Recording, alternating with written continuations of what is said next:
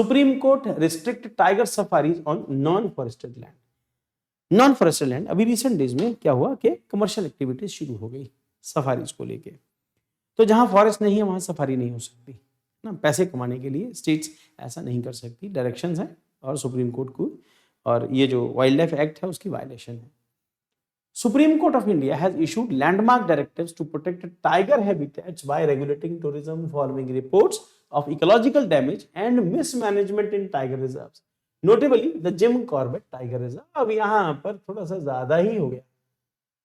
जो आदमी मुंह उठाता है कि टाइगर सफारी घूमने जाना है, तो शेर देखने ऐसे जा रहे हैं जंगल के अंदर ना, जैसे मदारी का खेल देखने जा रहे हैं, मस्त वो बंदर देखने जा रहे हैं। लोगों को भी समझ नहीं है, ये जो टूरिज्म डेवलप हुआ, स्टेट्स को भी लगा पैसे कमा लो जितने कमा सकते हो, 5 जिप्सियाँ 6 जिप्सियाँ। अगर आप यूट्यूब के ऊपर वीडियो देखो तो 6-6 7-7 जिप्सियों में लद के लोग जा रहे हैं। एक टाइगर है ना, उसको देखने के लिए। वो टाइगर मतलब एक नहीं है, पता नहीं कितना कोई टाइगर, इतना बड़ा जिम कॉर्बेट है, कभी आपको टाइगर नजर आएगा तो जंगल के अंदर घुस रहे हैं। ये भी है ना, ये भी गड़बड़ हो रहा है कि आप वाइल्ड लाइफ से छेड़छाड़ कर रहे हैं, तंग कर रहे हैं उसको। Background suo motu intervention by the supreme court after report. ध्यान रखना बेटा, हम लोगों ने यहाँ क्या डिस्कस किया, ये सुमोटो इंटरवेंशन, किसी ने पिटीशन फाइल नहीं किया है। नॉर्मली हम लोग यही पढ़ते हैं कि पिटीशन फाइल करने के बाद ही कोर्ट अपनी जजमेंट लेता है, तो यहां पर सुमोटो है। What is this? Judicial activism. अब आप इसको जुडिशियल एक्टिविज्म को, हो सकता है किसी को बुरा लगे तो उसको जुडिशियल ओवररीच कहे, ठीक। ऑथोराइज अनऑथोराइज्ड ट्री फेलिंग, जंगल काटे जा रहे हैं सड़कें बनाने के लिए ताकि जिप्सी आराम से घूम सके। इलीगल कंस्ट्रक्शंस हो रही हैं, misuse of the funds of tiger reserve. इतने सारे लोग घूमने फिरने आ रहे हैं, वहीं पर कैफे बन रहे हैं, नूडल्स बन रहे हैं, मंचूरियन मोमोज बिक रहे हैं बना बना के, ताकि लोग टाइगर सफारी घूमने आएंगे। भूख भी लग पड़ती है ऐसे लोगों को। Expert committee investigation revealed that tiger tourism often turned into the mass commercial tourism harming forest and wild life. एक बड़ा इंटरेस्टिंग वीडियो है, मैंने थोड़े दिन पहले देखा, किसी ने यूट्यूब पे वीडियो डाला था कि कुछ लोग जिप्सियों में लद के टाइगर सफारी देखने गए जिम कॉर्बेट में। अचानक से वहाँ से बाघ उनको नजर आया, तो वहाँ पर एक जिप्सी में एक लेडी बैठी थी। अब वो जो ड्राइवर है या जो गार्ड है उससे पूछ रहे, भैया ये काटता तो नहीं है? टाइगर को देख के कह रही है, भैया ये काटता तो नहीं है। जैसे घर में किसी के कुत्ता होता है उसको पूछा जाता है काटता तो नहीं है। टाइगर है, मूड खराब हुआ तो उठा के भी ले जाएगा। 300-350 किलो का टाइगर होता है, उठा के भी ले जाएगा और आपका वजन 70-80 किलो, पता भी नहीं चलेगा कहाँ ले गया। इतने मजबूत जॉज होते हैं, उसे छुड़ाना इम्पॉसिबल है। जब तक छुड़ाने लोग पहुंचेंगे तब तक तो मार दिए जाओगे। ये टूरिज्म जो डेवलप हो रहा है, this is not very healthy और ये एक्सेप्टेबल भी नहीं है। Court accepted committee's recommendations for ecological restoration and stricter regulations for tiger reserves. तो टाइगर को सर्कस नहीं बना दो, जंगल को जंगल रहने दो, टाइगर सफारी को टाइगर सफारी रहने दो, उसको सर्कस मत बनाओ।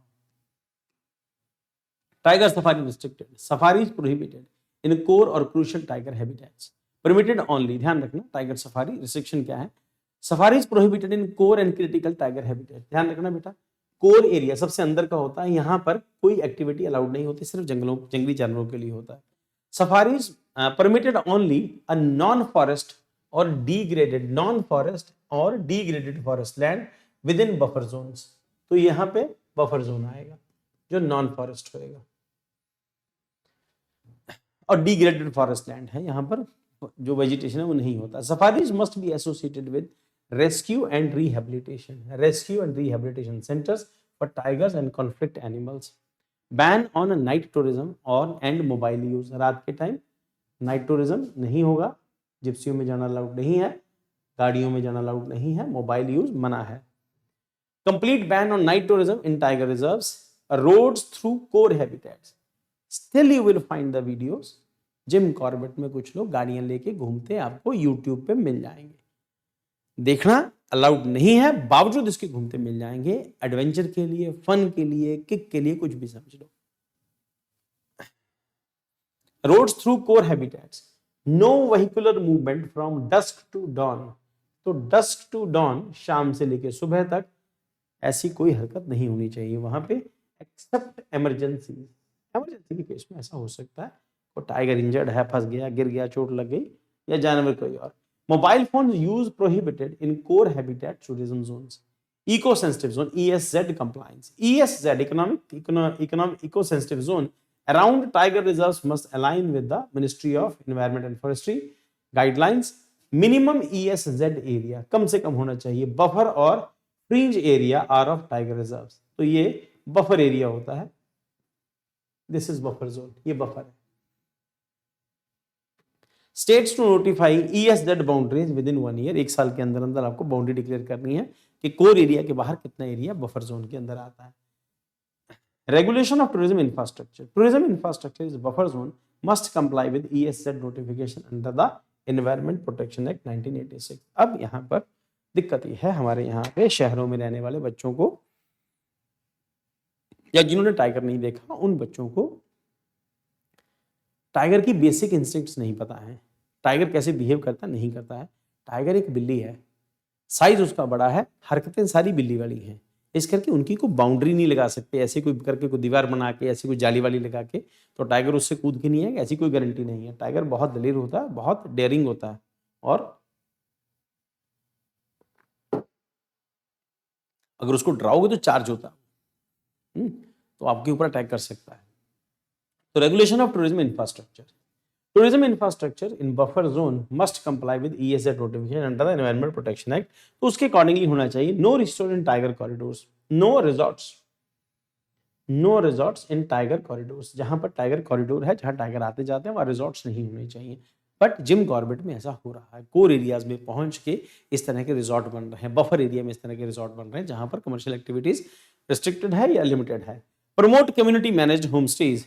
अब यहाँ पर क्या है कि कम्युनिटी मैनेज होनी चाहिए। अगर है भी वहां पर कोई कम्युनिटी, वहां की जो है लोकल कम्युनिटी जो कई सालों से जंगलों में रह रहे हैं, कोर में नहीं जाते, आसपास के गांव के लोग, उनको ये राइट होना चाहिए। And village based eco tourism, गांव के लोगों को ही करना अलाउड होना चाहिए। Ban on commercial industrial activities prohibited in buffer and fringe areas include commercial mining and polluting industries, sawmills and hydroelectric projects, firewood extraction and free felling without authorization, waste discharge into ecosystems, low-flying aircraft and tourism flights, introduction of exotic species. Direction to state and NTCA, revise tiger conservation plans within 3 months. Time frame है 3 months, यहाँ पे, वहां नहीं, यहाँ है। Notify core and buffer areas, core और buffer की notification दो within 6 months. Establish monitoring system for compliance. NTCA designated as nodal agency for enforcement and annual ecological audits. NTCA and MOEFSCC to submit the joint compliance report within 1 year. 1 साल के अंदर अंदर आपको ये report देनी है। Significance. Reinforces ecocentric jurisprudence, nature's intrinsic value, prioritizing over anthropocentric interest. Anthropocentric मतलब आदमियों के इंटरेस्ट जो ह्यूमन रेस है।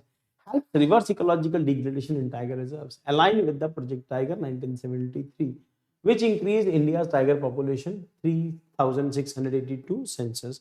Encourage community-based tourism, linking local economies to conservation rather than exploitation. Supreme Court ruling on tiger safaris primarily prohibit them in which area? Buffer zone, tiger corridor, core to critical tiger in habitats and eco sensitive zone. Answer इसका C आएगा। ये answer आप देख लेना बेटा, मैं इसको कराऊंगा तो बहुत टाइम लगेगा फिर, क्योंकि 1 घंटे की पेशेंस भी बहुत बड़ी बात है। 1 घंटा हमारी क्लास चलती है लगभग। Discuss the supreme court directives on tiger safaris and the significance for the wild life conservation in India. Examine the role of eco centric jurisprudence in strengthening wild life protection in India. ध्यान रखना बेटा, जरूरी नहीं है जो हम class में question करते हैं इसी में से क्वेश्चन आए, पर ये इससे मिलता जुलता अगर कोई क्वेश्चन आया है तो आप कम से कम लिखने की कंडीशन में होंगे ना, क्योंकि answer writing is not a cup of T, है ना। इसके लिए प्रोसेस लगता है, टाइम लगेगा आपको, और आधा पौना घंटा आपको आंसर सोचने में लगता है, फिर टाइम फ्रेमिंग में टाइम लगता है, आंसर फ्रेमिंग में टाइम लगता है। कौन सी लाइन लिखनी है कौन सी नहीं लिखनी, हर किसी स्टूडेंट के बस की बात नहीं होती। जो स्टूडेंट बहुत सीरियस हैं वही स्टूडेंट जो आंसर राइटिंग का काम कर सकते हैं।